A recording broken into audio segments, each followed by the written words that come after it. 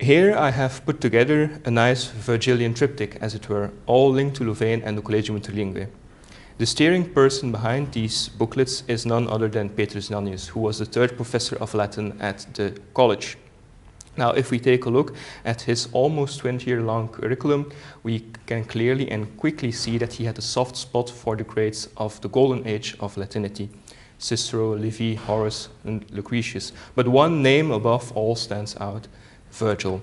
And throughout his career, he lectured on the three works by Virgil: the Bucolics, Georgics, and of course the Aeneid. In September 1544, Nannius published his text edition and commentary on the fourth book of Virgil's Aeneid. It was published by his close colleague at the Trilingue, Rutger Rescius.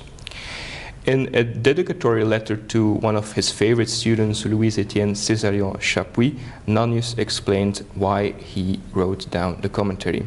It so happens that he was reading Homer and Virgil side by side, and that he noticed many similarities between both the texts. But when he thought about these similarities in class, he quickly felt that his students did not fully grasp the extent of these similarities. And this was mainly due to the discrepancy between the writing of Greek on one hand and the pronunciation of that language on the other. If we take a closer look at the commentary, we can indeed see that Homer plays an important role in it. Homer is mentioned over 20 times, and more often with the original Greek than not. And this Greek text is also accompanied by a Latin translation Nannius made himself. There are 10 copies of this book kept worldwide, and of all the copies that I have personally seen, only this one, kept here in Louvain, is annotated. Unfortunately, the annotator remains anonymous, and in a rebinding process, the bookbinder unfortunately cut off some of the annotations. Yet they are clearly student notes, because they are both interlinear and marginal notes. So perhaps they date or they stem from within Nannius's classroom walls. When Nannius was about to start lecturing on new text, he usually kicked things off with a prefatory oration. In 1541, for example, he had already published 3 of them, one of which was on Virgil's Georgics. In 1544, he held an oration on love, this as an introduction to the reading of the fourth book of Virgil's Aeneid. Now, perhaps his most significant prefatory oration he delivered in 1545. It is his Oratio de Rebus Inferorum.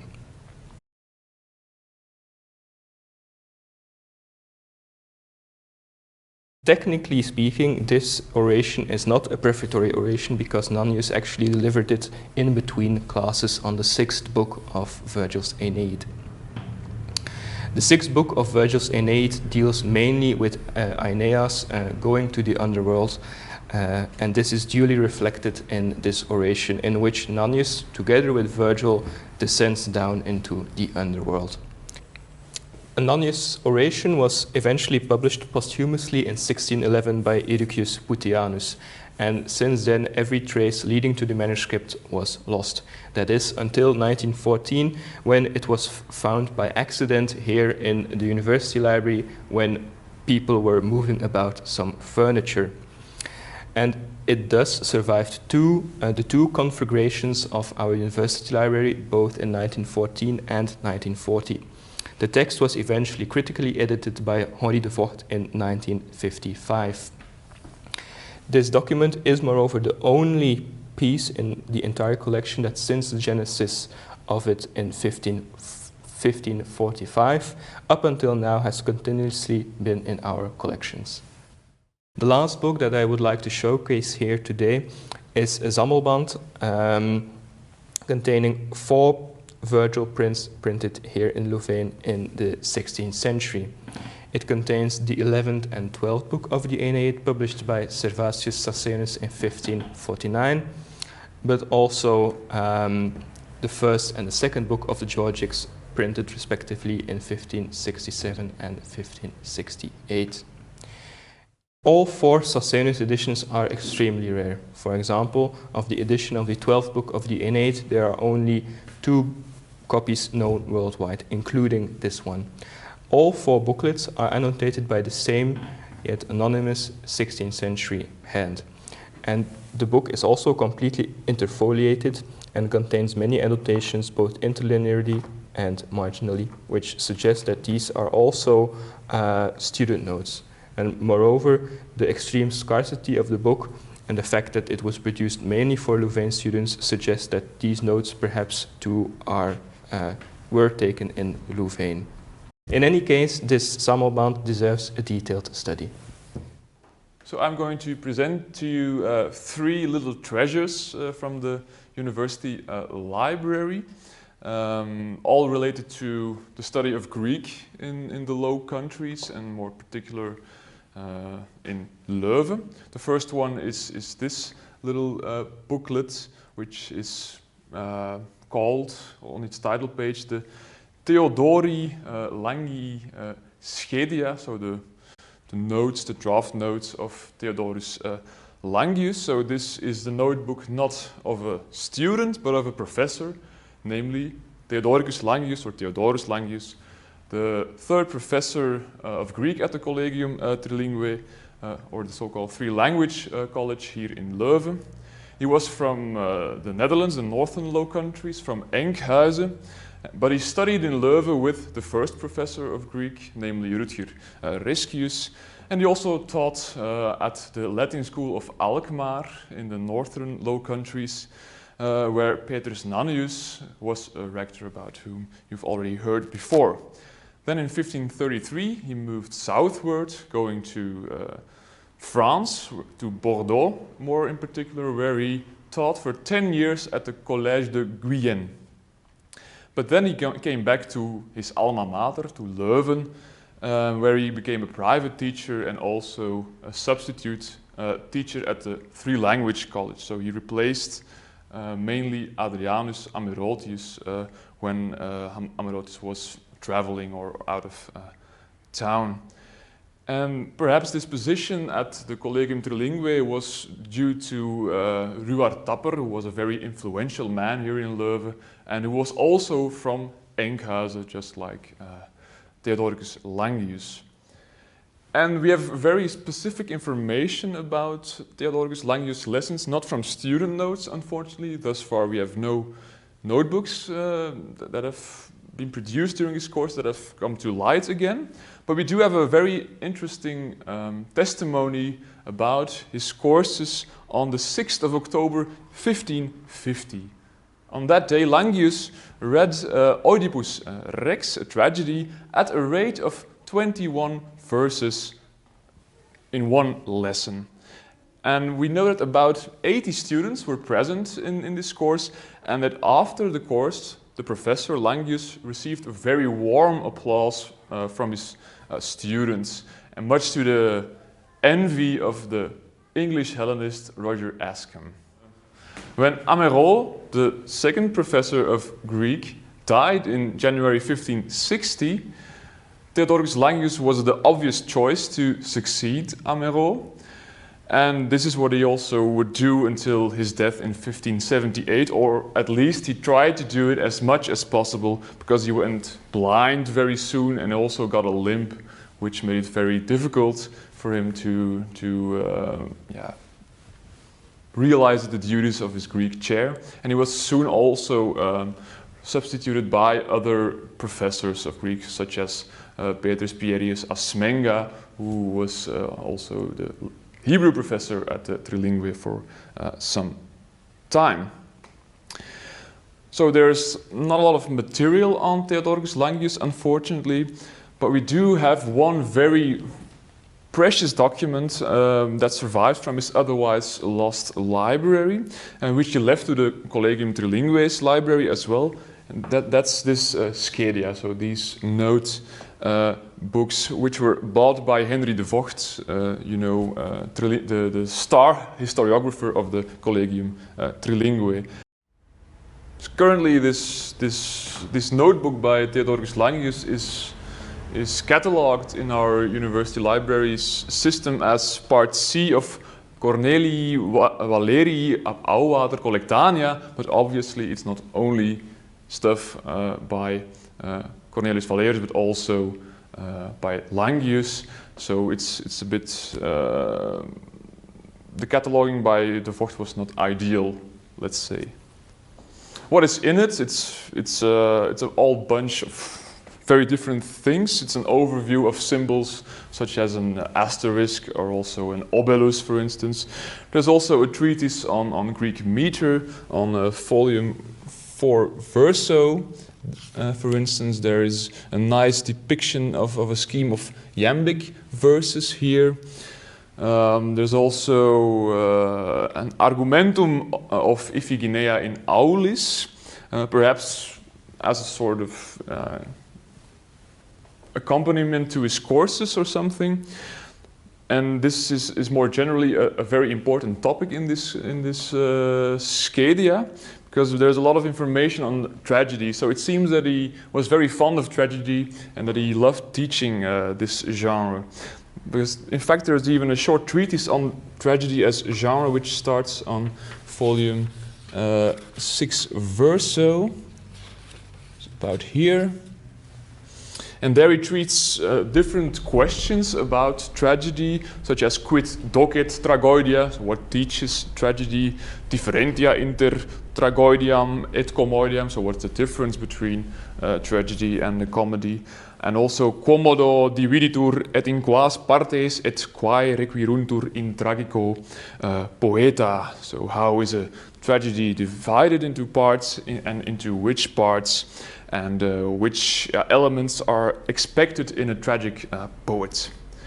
There's also a part on the life and works of Euripides on volume 17, that is right about here.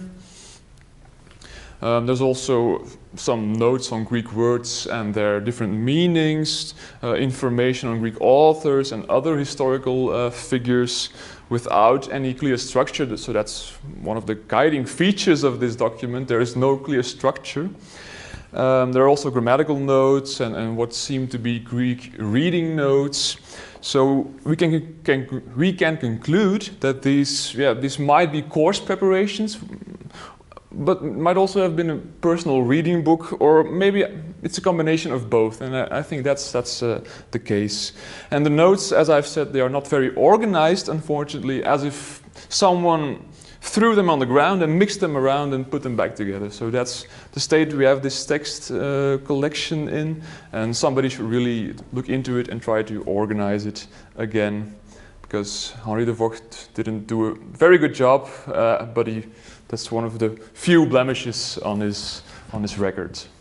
So then we can move on to our second trilingual treasure, but in my case monolingual, because I'm only talking about Greek, of course. And that's this Homeric Print, printed by Thierry Martens in 1523. So it's the Odyssey, the second of Homer's famous epics. And this book is a rare testimony to the ties the English Hellenist Richard Croke had with Louvain. His name is on the title page, so we have his Ex Libris, which is striked out, Ricardus Crocus, and then a nice Greek phrase, sun theo, with the help or with the grace of God or something. And what's the tie of Croke with Louvain? He was here in 1511, 1514, in those years, and according to his own words, he taught Greek here in private for some time. So he was one of those pioneers who studied with Girolamo Aleandro in Paris in the years before, together with Rutger Rescius, the first professor of Greek at the Trilingue, and Adrien Amerot, the second professor. But Croke was also one of those guys, but he didn't stick around in Louvain. He moved on first to Germany and then back to England, where he started teaching Greek in Cambridge. And that was in the 1520s that he took up this position. And it's perhaps in his capacity of professor of Greek in England that he bought this book, because this book was printed in 1523, so almost 10 years after he was in Louvain to teach Greek. So, and why is this the case? That has to do with the book market, probably, because in England there were no Greek presses at the time. So it was not commercially profitable to print Greek books in the early 16th century England. It was much it was much cheaper to import them from the continent and use those books. Then I move on to my third monolingual, trilingual treasure, namely this book, which contains, among other things, Theogonist's poems in an edition of 1521, published by Johannes Froben in Basel.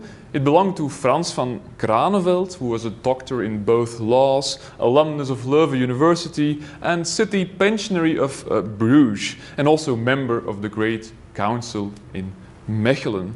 He was a jurist, but also a humanist, who wrote Latin and even some Greek verses. And his poetry was wanted mainly because of the fame of the author, and rather than its quality. Or at least that's the judgment of Professor Emeritus Dirk Sacré, whom I dare not to contradict. His network also comprised Erasmus, Juan Luis Vives, Thomas More, among other prominent humanists, and he was an early admirer of the star Neo-Latin poet Janus Secundus. And his fascination with the Greek language and literature has a powerful a testimony in this Basel book from Frobe. Because Craneveld translated Theogonist, a 6th century BC poet, into Latin, and even in Latin verses, so not in Latin prose. And apparently he was the first to do so, and which is quite a feat, because Theogonist's text was not yet ideally edited, and there were many textual difficulties. His rather literal translation, with some medieval threads, never reached print, however. He never intended it for publication either, probably because he realized that he could not compete with really, truly literary translators. And this, for instance, telling that he incorporated Erasmus's translations of selected verses, which he found in Erasmus's Adagia. And he used them in his own translation. So this suggests that he had more confidence in Erasmus than in his own translating skills. Another remarkable feature of this translation is that he realized that this translation of 1,218 Greek lines in only 3 weeks in the early summer of 1541. Of which he was very proud, because he noted it down in the book. Yes, I realized it's in only 3 weeks. What a great guy am I. And what is even more interesting, apart from this translation, which is in manuscript bound together in this beautiful binding, which is typically for 16th century Leuven, is that also the Greek text is in there, of course, and we find there many marginal and interlinear annotations where Craneveld translated Greek words into Latin as a kind of preparation for his translation, which shows the artisanal aspect, so to speak, of this translation activity. And the result is this beautiful calf-bound binding, which you see here. And if you want to know more about this pioneering Latin translation by Craneveldius, you can always read the only edition thus far, which is a 1984 MA thesis by Leon Dalemans. And if you want to know more and consult a book which is more readily accessible than this MA thesis, which is unfortunately confined to the university library, you can also consult a beautifully written Latin article by the inevitable Joseph Azewan.